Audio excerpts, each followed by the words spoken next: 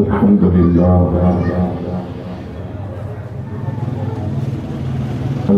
لله نحمده ونستعينه ونستغفره ونؤمن به ونتوكل عليه ونعوذ بالله من شرور أنفسنا ومن سيئات أعمالنا من يهده الله فلا مضل له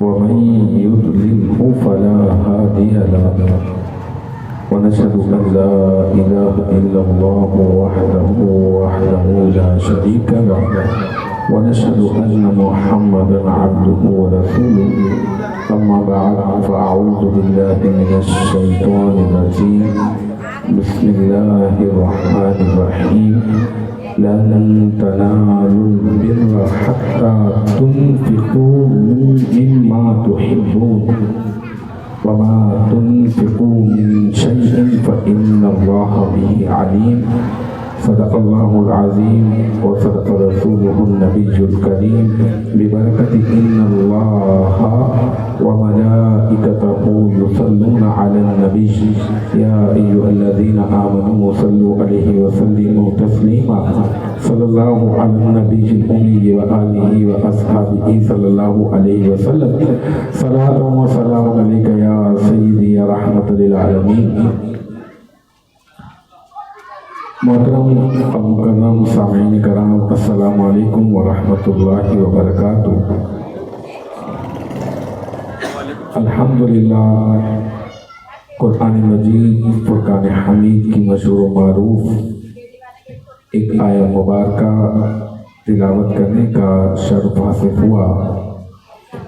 اللہ تبارک و تعالیٰ سے دعا ہے اللہ تبارک و تعالیٰ ہم سب کو صحیح معنوں میں قرآن مجید فرقان حمید کو پڑھنے سمجھنے اور اس وقت عمل پیرا ہو کر زندگی بسر کرنے کی توفیق مرحمت فرمائے. سب سے پہلے ممنون اور مشکور ہوں اہل خانہ کا، بالخصوص ہمارے مسجد اعلیٰ کی کمیٹی کے چیئرمین صاحب جناب امیر صاحب. انہوں نے مجھے مدعو کیا اپنی والدہ کی ایصال ثواب کی اس محفل مبارکہ میں، اور دیگر جو ان کے اہل خانہ نے. اللہ تبارک و تعالیٰ ان کی والدہ کی مغفرت فرمائے، جنت الفردوس میں اعلیٰ سے اعلیٰ مقام عطا فرمائے. اور مجھے جو موضوع دیا گیا ہے وہ ہے ایصال ثواب. اب میں مختصراً اس کے اوپر گفتگو کرنے کی کوشش کروں گا. بنیادی طور پر آپ ایک بات سمجھ لیجئے کہ یہ ایصال ثواب کا مطلب یہ ہے، ایصال کا مطلب یہ ہے کہ پہنچانا، اور ثواب کا مطلب ہے اجر. اجر پہنچانا، ثواب کو پہنچا دینا. اب یہاں پر جو ہمارے ہاں جو کنفیوژن ہے، جو زیر بحث ہے، وہ یہ ہے کہ انسان کو اللہ تبارک و تعالی نے زندگی عطا فرمائی ہے. اب اس زندگی جو عطا فرمائی ہے اللہ تبارک و تعالی نے انسان میں الہمہا فجورہا وتقواہا، کیا اللہ تبارک و تعالی نے اس کے دل میں یا اس کی جان میں، اس کے نفس میں اللہ تبارک و تعالی نے شر کو بھی پیدا فرمایا ہے، اور اللہ تبارک و تعالی نے مطلب ڈالا ہے. پیدا فرمانے سے مراد یہ ہے کہ اللہ تعالی نے اس کے نفس میں جو ہے وہ الہام کیا ہے، برائی کو بھی کیا ہے اور تقوی اچھائی کو بھی کیا ہے. اور ہم لوگ بہت اچھے سے جانتے ہیں کہ ہمارے پاس زندگی میں اللہ تبارک و تعالی نے انسان کو کچھ اختیارات عطا فرمائے ہیں. کچھ اس وجہ سے کہہ رہا ہوں کہ انسان ہے، انسان خدا نہیں ہے. اور اگر انسان جب خدا بننے کی کوشش کرتے ہوئے اپنے آپ کو عروج پر پہنچانے کی کوشش کر کے جب بہت بلند ہونے کی کوشش کرتا ہے تو اللہ تبارک و تعالیٰ پھر اس کی ایسی سخت گرفت اور پکڑ فرماتا ہے کہ وہ دھڑام سے کر کے زمین کے اوپر آ گرتا ہے کہ تم خدا نہیں ہو. تمہارے اختیارات محدود ہیں، تمہاری طاقتیں، تمہاری قوتیں، تمہاری پاورز جو ہیں وہ محدود ہیں، اور تم اس کا مقابلہ کرنے چلے ہو کہ جو بے عیب ہے، جو علی کل شیء قدیر ہے، ہر شے پر جو قدرت رکھنے والا ہے۔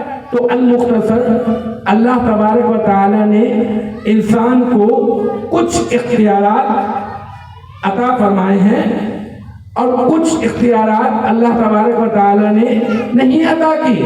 اللہ تبارک و تعالی کی زندگی دینے والا ہے، اللہ تعالی کی موت عطا فرمانے والا ہے۔ تو اللہ تبارک و تعالی نے انسان کو کچھ اختیارات دیے ہیں اور کچھ اختیارات اللہ تبارک و تعالی نے نہیں عطا فرمائے ہیں۔ جیسے کہ مثال کے طور پر بتائیں، زندگی دینا کس کا کام ہے؟ اللہ تبارک و تعالیٰ کا کام۔ موت دینا کس کا کام ہے؟ اللہ تبارک و تعالیٰ کا کام ہے۔ آسمان سے پانی برسانا کس کا کام ہے؟ اللہ کا کام ہے۔ اچھا، تقدیر کے بارے میں سب کچھ جو جانتا ہے اور تقدیر کو بنانے والی جو ذات ہے وہ کس کی؟ اللہ تبارک و تعالیٰ کی۔ کیا کوئی کسی کی تقدیر کو تبدیل کر دینے پر قادر ہے کیا؟ نہیں، ایسا تو نہیں ہے، کوئی کسی کی تقدیر کو تبدیل کر دینے کے اوپر قادر ہے ہی نہیں۔ ہاں یہ ہے کہ دعا کی جائے تو کہا جاتا ہے کہ تقدیر بدل جاتی ہے، ہاں ایسا ہو سکتا ہے، لیکن یہ کہ وہ بھی دعا کرنے سے اگر تقدیر بدلے گا تو کون؟ اللہ تبارک و تعالیٰ۔ تو المختصر یہ کہ اللہ تبارک و تعالیٰ نے انسان کو جو ہے وہ نیکی بھی عطا فرمائی ہے اور اللہ تعالیٰ نے برائی بھی عطا کی ہے۔ پھر اللہ تعالیٰ نے انسان کو زندگی دی، پھر انسان کو جو وہ شعور عطا فرمایا، سمجھ بوجھ عطا فرمائی۔ اب جو ہے وہ اس کے بعد جیسے ہی بچہ بلوغت میں پہنچتا ہے پھر وہ مکلف ہو جاتا ہے۔ مکلف کا مطلب اب شریعت مطہرہ کی طرف سے اس سے باقاعدہ طور پہ پرسش ہوگی۔ پہلے اس کے اوپر حج فرض تھا ہی نہیں، چند شرائط کے ساتھ۔ پہلے اس کے اوپر نماز فرض تھی ہی نہیں، پہلے اس کے اوپر روزہ فرض تھا ہی نہیں۔ پہلے اگر وہ کوئی ایسی نادانی کر دیتا تو اس کے اوپر پکڑ اس کی نہیں ہوتی۔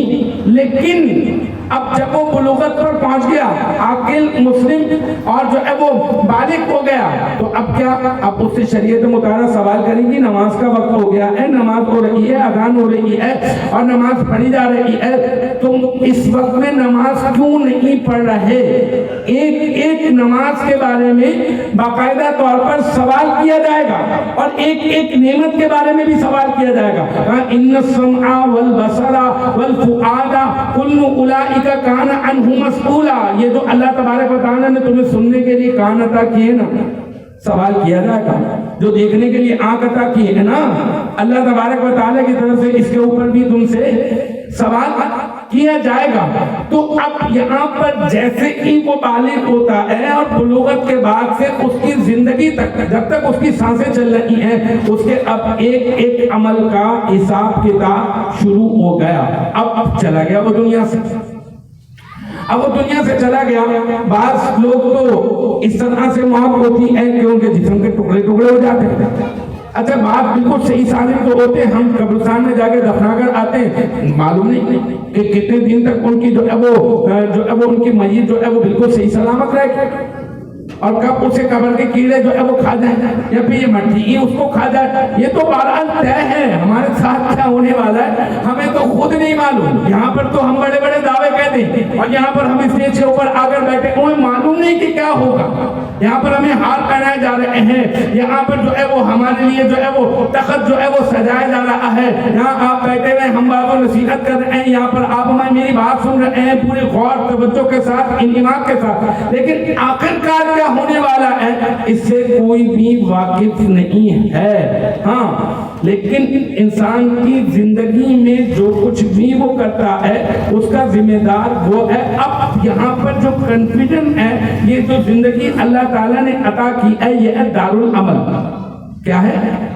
دارالعمل۔ اب جو آخرت میں جب جمع ہوں گے سارے کے سارے، وہ جو ہوگا وہ کیا ہوگا؟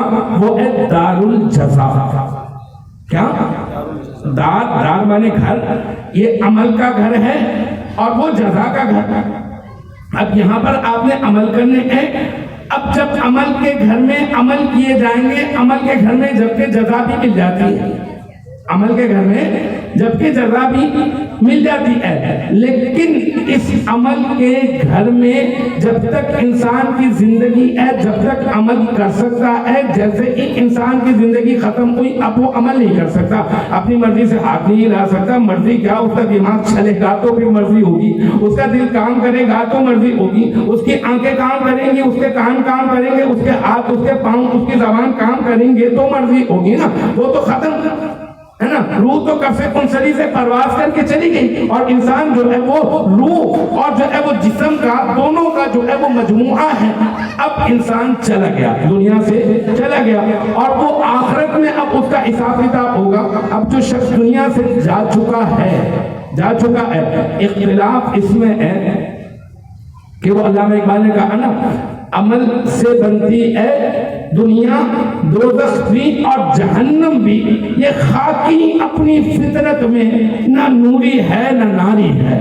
عمل سے بنتی ہے، یہ خاکی جو ہے اپنی فطرت میں وہاں سے جو ہے وہ ملٹن نہیں ہے، اس کے اندر ایسا نہیں ہے کہ سسٹم پہلے سے بنا کے یہاں پہ عمل کرنے کے لیے بھیجا تھا، اختیارات یہ تھے، ویسے ہی فکس نہیں کر دیا تھا کہ جا تجھے جنت عطا کی، جا تجھے جو ہے وہ جہنم کے اندر ڈال دیا۔ یہ خاکی اپنی فطرت میں نہ نوری ہے نہ ناری ہے، عمل سے بنے گی دنیا۔ اب آپ جیسا عمل کریں گے آپ کو اس کے مطابق ہی جو ہے وہ فیصلہ کیا جائے گا۔ اب اختلاف یہاں پر یہ ہے کہ اگر ایک انسان کی زندگی ختم ہو گئی، اس کا نام اعمال بند ہو چکا ہے، اب جب نام اعمال ہی بند ہو چکا ہے اب وہ عمل کر ہی نہیں سکتا، اس کے جو ہے وہ اعضاء بھی کام نہیں کر رہے، کیونکہ انسان جو ہے وہ روح اور جسم کے مجموعے کا نام ہے۔ تو اب آپ بتائیں جب بالکل دفتر اس کے اعمال کا بند کیا جا چکا ہے، اب ایصال کیسے ہوگا؟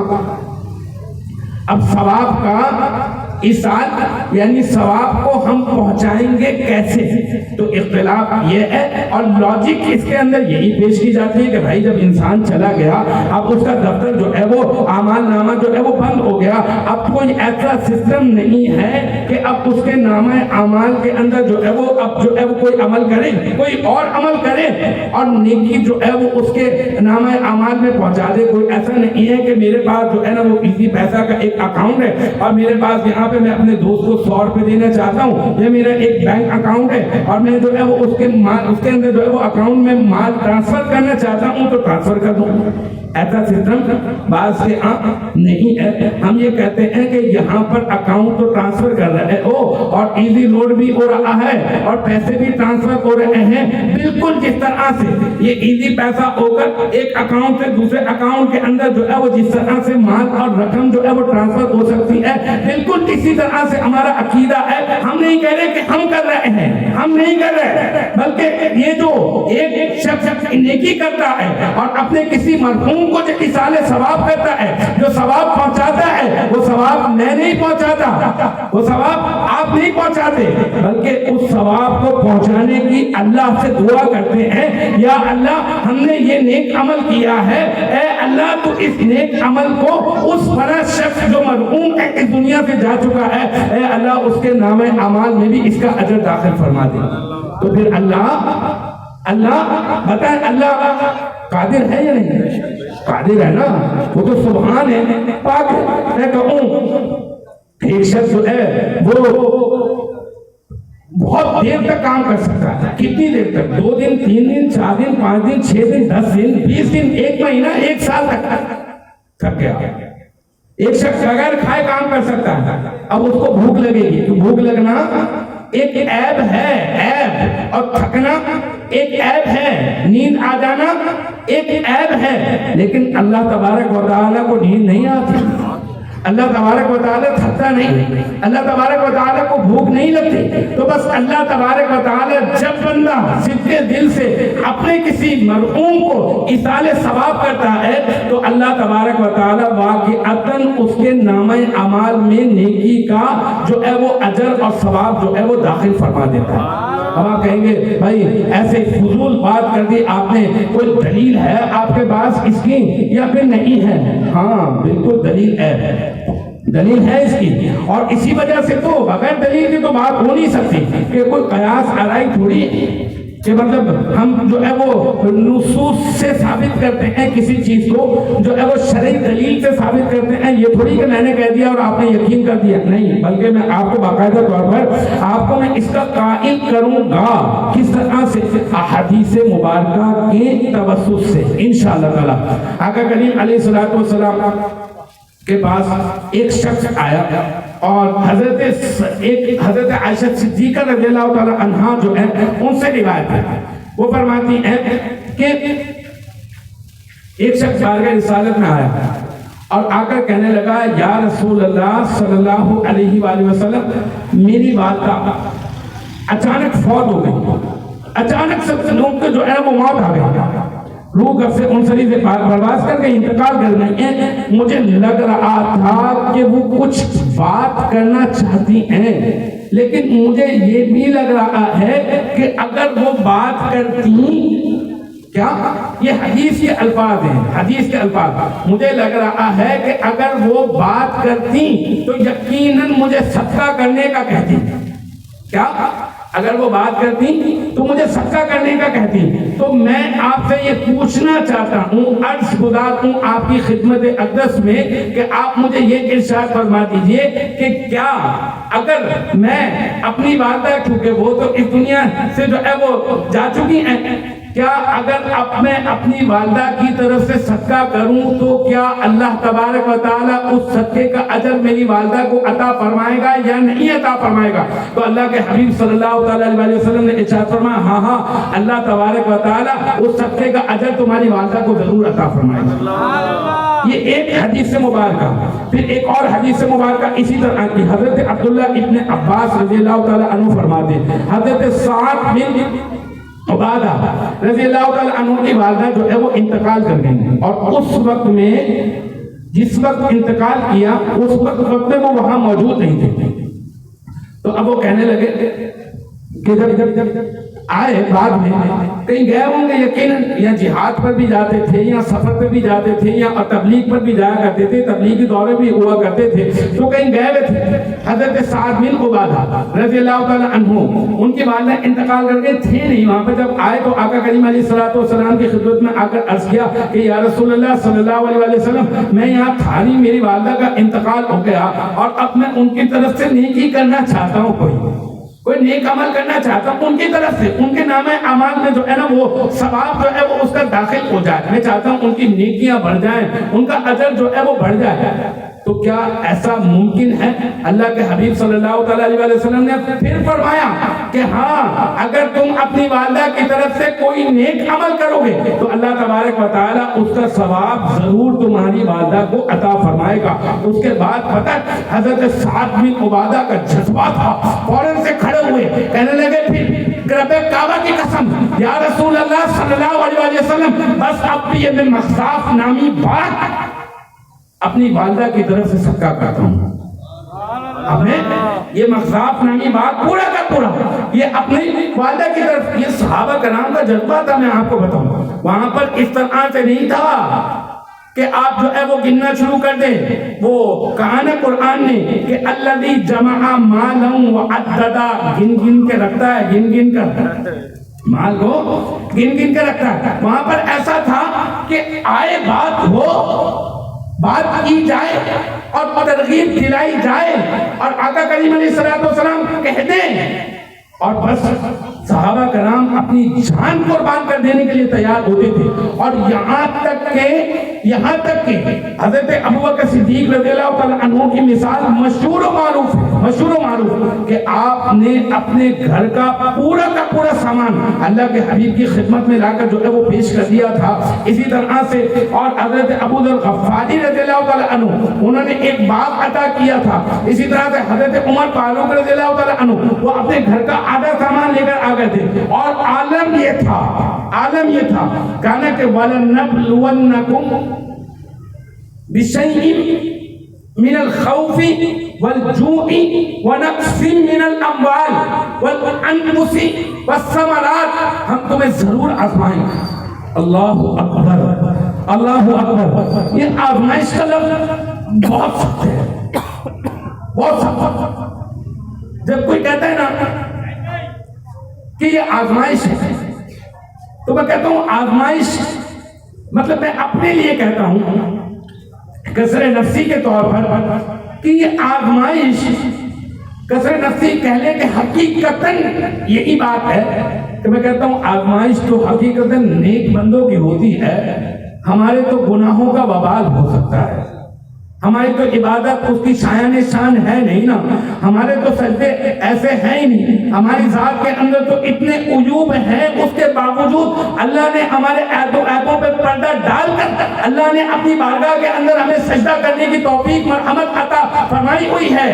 یہ اس کا کرم ہے, اس کا کرم کہ روز بلاتا ہے مسجد کے اندر اور اپنی بارگاہ کے اندر سجدے کی توفیق مرحمت فرماتا ہے. یہ اس کا کرم ہے, اس کا کرم کہ روزانہ ہمارے کانوں کے اندر وہ اذان اللہ اکبر کی صدائیں بلند ہوتی ہیں اور ہمارے کان اس سے جو ہے وہ محظوظ ہوتے ہیں. یہ محض صرف اور صرف یہ اللہ تبارک و تعالیٰ کا کرم ہے. تو وہاں پر یہی عالم تھا کہ جب کسی چیز کی ترغیب دلائی جاتی صحابہ کرام رضوان اللہ تعالیٰ علیہم اجمعین کو, تو وہ اپنی جانیں پیش کرنے کے لیے جو ہے وہ آگے پیش ہوا کرتے تھے. اور ایک واقعہ کہ ایک خاتون کی کا بچہ میدان جہاد کے اندر شہید ہو گیا. تو جانتے ہیں اگر بچہ ایک ہی بچہ ہو, ایک ہی بیٹا ہو اور وہ میدان جہاد کے اندر شہید کر دیا جائے تو ماں کو بڑی وہ ہوتی ہے نا امید, بڑی آرزو ہوتی ہیں, بڑی تمنائیں ہوتی ہیں, بڑی توقعات ہوتی ہیں اپنی اولاد سے کہ میرا سہارا بنے گا, میرے جو ہے وہ میرا ساتھ دے گا, میرے کام آئے گا, میری مدد کرے گا, مجھے سنبھالے گا, میرے ساتھ جو ہے وہ اچھا سلوک کرے گا. بڑی امیدیں ہوتی ہیں والدین کو, بڑی امیدیں ہوتی ہیں. لیکن جب سنا والدہ نے کہ وہ میدان جہاد کے اندر گیا تھا اور جام شہادت نوش کر لیا ہے, تو والدہ کا عالم یہ نبی کریم صلی اللہ تعالیٰ علیہ وآلہ وسلم کے دور کی خاتون کے جذبے کو بتا رہا ہوں آپ کو کہ وہ خاتون رونے لگی اور اس قدر رونے لگی اور کہنے لگی کہ یا اللہ یہ کیا ہو گیا, یہ کیا ہو گیا, یہ کیا معاملہ ہے. جانتے اس وجہ سے نہیں رو رہی کہ ان کا بیٹا جو ہے وہ شہید ہو گیا, اس پر تو خوش ہوئی, اس وجہ سے رو رہی تھی کہ میرا کوئی اور بیٹا ہے ہی نہیں, میرا کوئی اور بیٹا نہیں. اور رو کر اللہ کی بارگاہ کے اندر کہہ رہی تھی یا اللہ یہ کیا ہو گیا, کاش ایسا ہوتا کہ میرے اور بیٹے ہوتے, میری اور اولادیں ہوتی, اگر میرے 70 بیٹے بھی ہوتے, اے اللہ میں تیری راہ کے اندر قربان کر دیتی. تکبیر,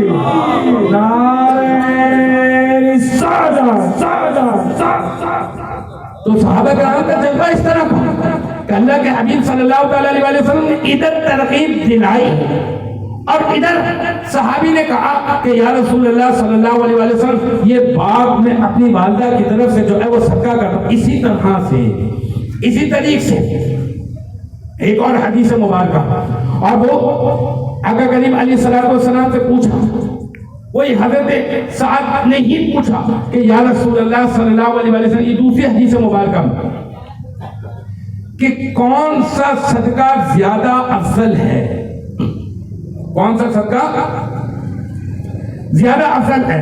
اس سے بھی اصالِ ثواب ثابت ہوتا ہے, اس وجہ سے اسے کوٹ کر رہا ہوں.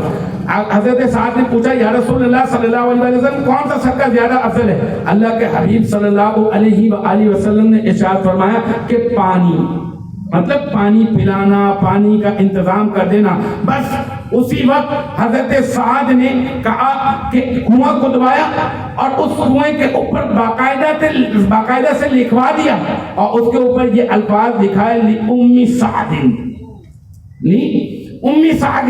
مطلب کیا, یہ سعد کی والدہ کے ایصال ثواب کے لیے ہے. یہ سعد کی والدہ, آپ تو مسجد کے اندر نل لگا کر آتے ہیں نا, اس نل سے پانی نکلتا ہے, وہ کوئی شخص دیتا ہے, بڑی اچھی نیت سے دیتا ہے, تو یہ یاد رکھیں جب تک وہ کام آتا رہے گا اور اس سے لوگ وضو کرتے رہیں گے, آپ کے نامہ اعمال میں آپ کے جانے کے بعد بھی اللہ تبارک و تعالی ثواب عطا فرمائے گا. یہ جو مدرسے کی تعمیر ہوئی ہے, کئی ایسے حضرات میں آپ کو بتاؤں معلوم ہی نہیں کہ کہاں سے پیسہ آ گیا، کس طرح سے غیب سے مدد ہوئی، اور بہت کم وقت میں الحمدللہ یہ مدرسہ تعمیر ہو گیا، اور پھر مدرسے کے اندر بچوں نے پڑھنا بھی شروع کر دیا۔ اگر میں ارادہ کروں ایسا کام کرنے کا تو بہت دل لگ جائے، لیکن اللہ تبارک و تعالی جب کسی سے کام لینے کا ارادہ فرماتا ہے اور محبت فرماتا ہے اللہ تعالیٰ، تو پھر بندوں کو اسی طرح سے توفیق مرحمت فرماتا ہے کہ کبھی کوئی کہہ رہا ہے لاکھ روپے آ گئے، کبھی کوئی کہہ رہا ہے فلاں جگہ سے لاکھ روپے آ گئے، 50,000 روپے آ گئے، فلاں چھکتے کا آ کے میں الیکٹریشن کا کام کر دیتا ہوں، فلاں چھکتے کا آ کے میں اتنی بوری سیمنٹ دے دیتا ہوں، یہ بجلی کا ٹرک میری طرف سے، فلاں چیز میری طرف سے۔ یہی صحابہ کرام رضوان اللہ تعالیٰ علیہم اجمعین کی عادت طیبہ تھی، اور آقا کریم علیہ الصلوۃ والسلام کے دور انور کے اندر اسی طرح سے جو ہے وہ دین کو عروج ہوا ہے۔ اور الحمدللہ یہ آپ لوگوں کو اللہ تعالیٰ نے یہ سعادت عطا فرمائی ہے کہ آپ صحابہ کرام کی اس سنت پر عمل کر کے اس کے اللہ کے دین کو اجاگر کرنے کے لیے الحمدللہ اپنی محنتیں اور کاوشیں کر کے اپنے محلے کے اندر جہاں پر بچیاں تعلیم حاصل کریں، بچے قرآن مجید فرقان حمید پڑھیں، وہاں پر آپ جو ہے وہ تگ و دو کرتے رہے، کاوشیں کرتے رہے۔ آپ نے جو صحیح کی ہے تو آپ نے جو صحیح کی ہے یہ صحیح کرنا انشاءاللہ تعالی آپ دنیا سے چلے جائیں گے، اور بچیاں یہاں پر قرآن مجید فرقان حمید پڑھتی رہیں گی، اور وہ لوگ جن لوگوں نے یہاں پہ اپنا حصہ ملا ہے وہ یہاں پر جو ہے وہ دنیا سے چلے جائیں گے، لیکن بچے جب تک پڑھتے رہیں گے انشاءاللہ تعالی ان کے نامہ اعمال میں ثواب داخل کیا جاتا رہے گا۔ 4 حدیث مبارکہ 3 حدیث مبارکہ میں نے سنا دی ایصال ثواب پر۔ ایصال ثواب برحق ہے، ایصال ہوتا ہے، ہمارے بزرگان دین کا طریقہ کار یہ رہا، ہمارے بزرگان دین نے اس طرح سے کیا، اور بزرگان دین نے حدیث مبارکہ پر عمل کرتے ہوئے کیا ہے۔ ایک اور بڑے کام کی بات میں آپ کو بتاؤں، اگر کسی شخص کی نیک اولاد ہے نا، نیک اولاد، مثال دے کے سمجھاتا ہوں کہ میں جو بات کرنا چاہ رہا ہوں۔ مثال کے طور پہ یہ موبائل ہے، اس موبائل میں بیرونی طور پر مجھے اسپیکر لگانے لگ سکتے ہیں، لیکن بیرونی طور پہ اسپیکر لگانے کی ایکسٹرنل جو اسپیکرز ہیں وہ لگانے کی ضرورت نہیں۔ کیوں؟ کیونکہ اس میں آلریڈی اسپیکر بلٹن ہے، اس میں جو ہے وہ پہلے سے موجود ہیں، لگانے کی ضرورت مجھے نہیں ہے۔ اسی طرح سے کچھ ایصال تو ایسے ہوتے ہیں کہ جو واقعتاً بلٹن ہوتے ہیں، اس کو آپ کو کرنے کی بھی ضرورت نہیں۔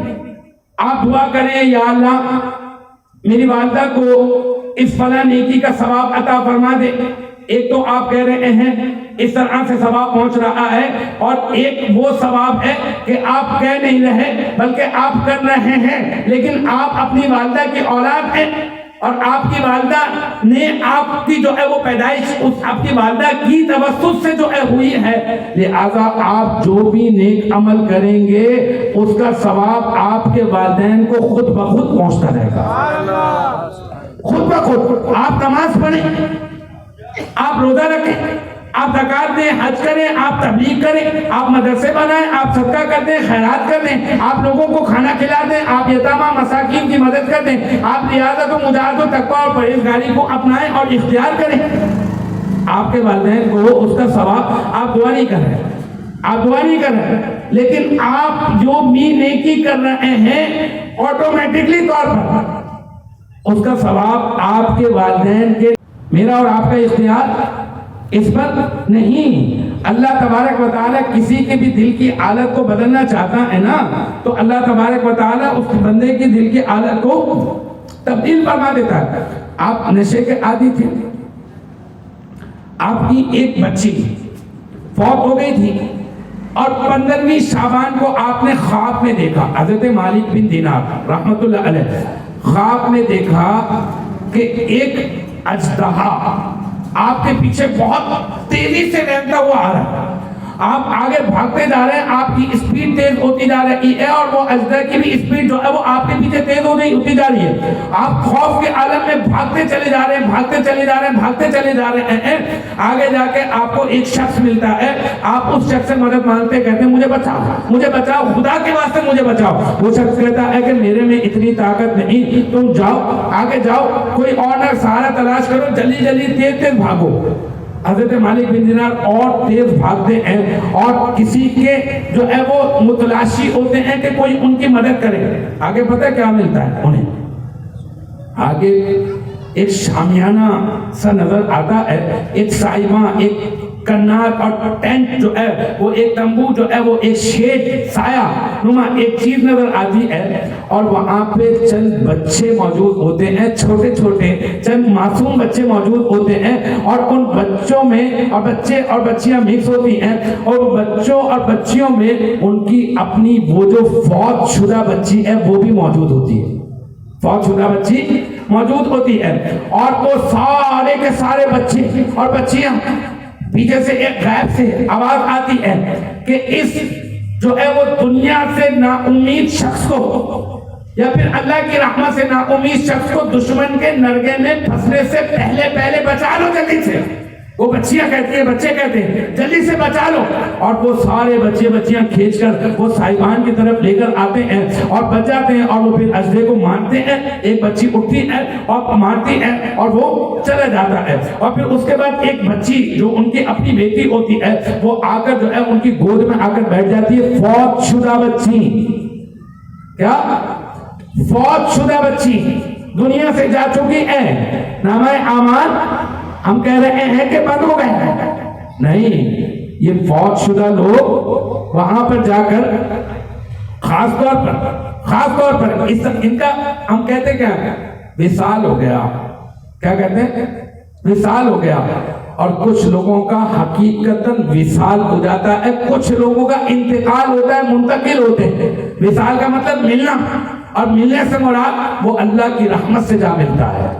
اور جب اللہ کی رحمت سے جا ملتا ہے تو یہاں پہ تو اس کی اختیارات محدود ہیں نا، وہاں پہ زیادہ ہو جاتے ہیں، وہاں پہ کبھی کبھار تو اہل جنت کے ساتھ ملنا جلنا ہو جاتا ہے، تعلقات ان کے بڑھ جاتے ہیں. اسی طرح سے جو چھوٹی بچیاں ہیں وہ تو باقاعدہ طور پر بچیاں جو چھوٹی شیر خارگی کی عمر میں انتقال کر جاتے ہیں ان کے تو معاملات بہت ہی بلند ہوتے ہیں، بہت بلند، کہ وہاں پہ جا کے ان کے روابط اتنے بڑھ جاتے ہیں کہ اگر وہ اپنے والدین کے لیے والدین کو دنیا کے اندر اگر پریشان دیکھتے ہیں تو باقاعدہ طور پر وہ وہاں پر اس کے لیے کچھ اس طرح کے امور اختیار کرتے ہیں کہ ان کے والدین کی پریشانی ختم ہو جاتی ہے. وہ فوت شدہ بچے اور بچیاں. تو حضرت مالک بن دینار رحمۃ اللہ علیہ کی گود کے اندر وہ ایک بچی جو ان کی اپنی صاحبزادی تھی، فوت شدہ بچی آ کر بیٹھی اور قرآن پاک کی تلاوت کرنے لگی اور کہنے لگی الم یعنی للذین، کیونکہ وہ نشے کے عادی تھے، گناہگار تھے اور گناہوں کی آلودگیوں میں لطمت تھے، تو وہ ان کے سامنے قرآن کی آیت تلاوت کرنے لگی. الم یا سورۃ الحدید 27ویں سپارے کی آیت مبارکہ، الم یعنی للذین آمنوا ان تخشع قلوبهم لذکر اللہ، کہ کیا ابھی وہ وقت نہیں آیا ایمان والوں کے لیے کہ ان کے دل جو ہے وہ ڈر جائیں، اللہ کے خوف میں مبتلا ہو کے یہ ان کے دل ڈر جائیں. وہ کہنے لگے مالک بن دینار اپنی بچی کو، فوت شدہ بچی کو گود میں دیکھ کر حیرت سے، کیا تم لوگ بھی قرآن پڑھتے ہو؟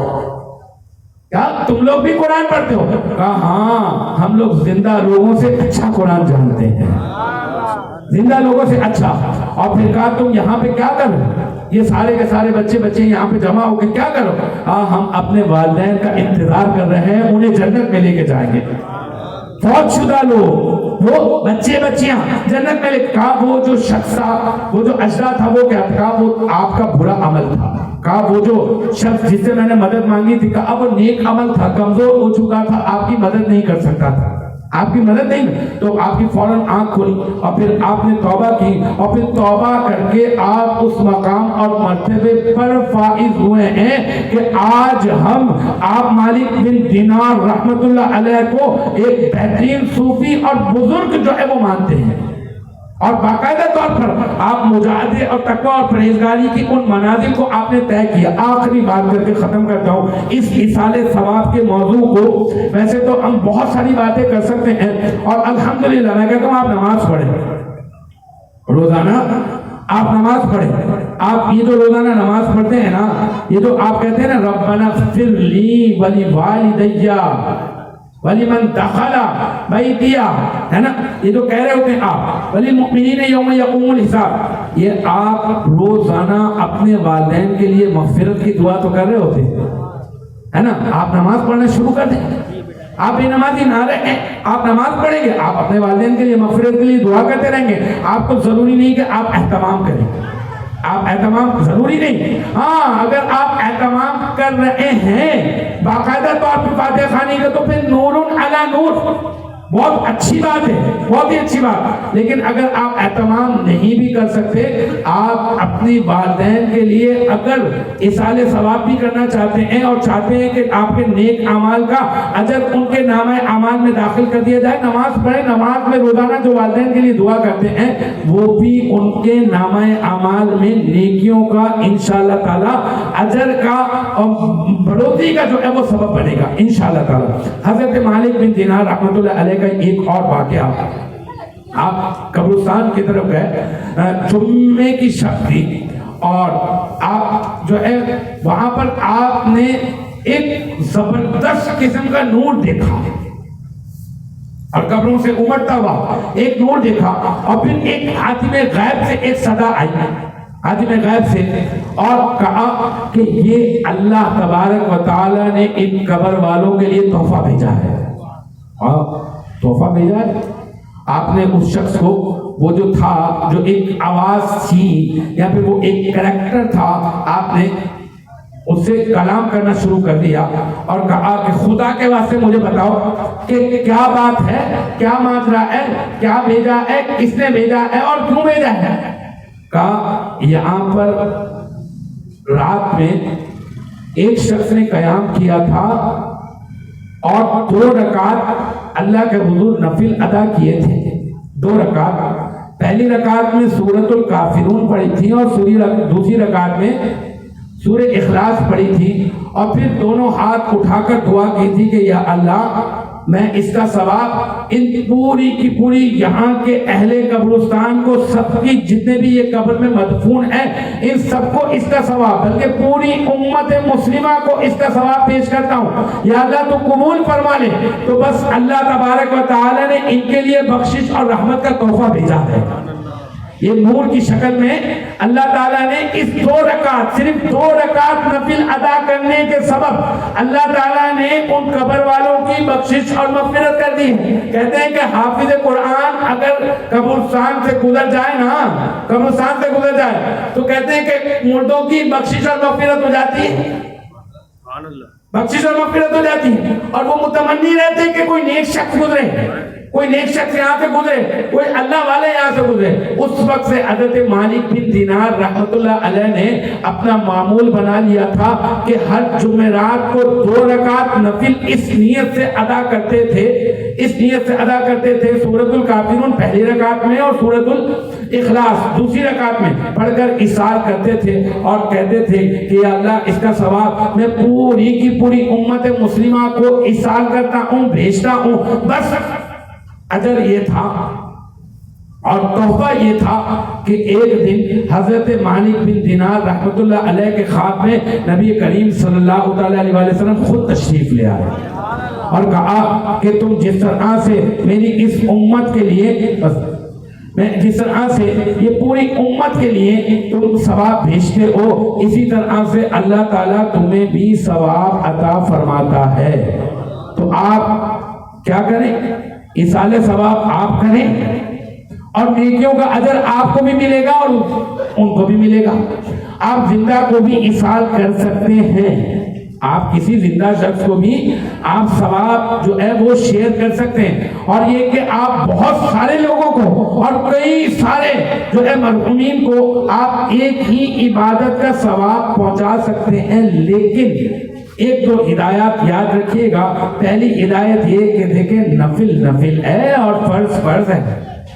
آپ ایصال کرتے رہیں، آپ کھانے بناتے رہیں، اور کھانے کھلاتے رہے لوگوں کو، اور مسجد کے اندر جو ہے وہ اذان ہو رہی وہ نماز پڑھی جا رہی اور آپ کہیں نہیں جناب میں تو اتنے لوگوں کو اپنی والدہ کے نام کے اوپر جو ہے وہ اتنے لوگوں کو، یا پھر اپنے دادا کے نام کے اوپر، اپنی دادی کے نام کے اوپر، یا فلاں مرحوم